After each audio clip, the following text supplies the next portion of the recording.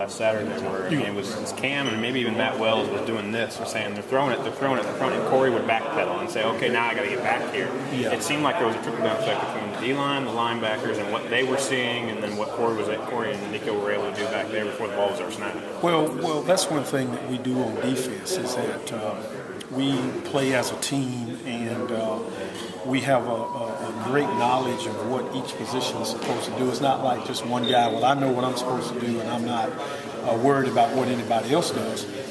And that's the key in the Southeastern Conference of playing great defense, is that everybody on every single play has to do their job, because one single breakdown can cause one touchdown, and that can be the end result of the game. So that's what we try to do, is work together.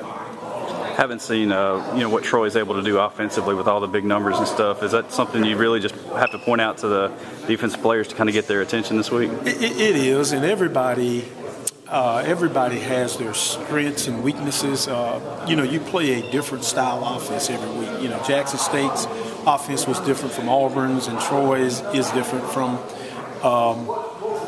Auburn, and so we just have to evolve every week depending on who we're playing and what their scheme is, and we have to adapt. And that's what college football is nowadays, because every week you're playing a different skill set or a different scheme, and it's the teams that can adjust in a short week, in a week, that can continue to play really good defense. A team that threw the ball 70 times last week, 70 pass attempts. You got plenty of film to look at, don't you? Oh yeah, plenty of film, and they've been good for a long time. I mean, they just hadn't started throwing it, around, but it'll be definitely a challenge for us. How do you think Corey has kind of made that transition to safety and stuff? I know it's not a huge difference between corner and safety, but how do you think he's done, especially since he's played corner for the last 4 years? I think he's done a tremendous job. I mean, we were really excited the way that he played the other day, and his experience at corner makes a big difference for us at safety, because now he knows what everybody back there is supposed to do, not just the corner, not just the safety, but everybody, the whole unit on the back end.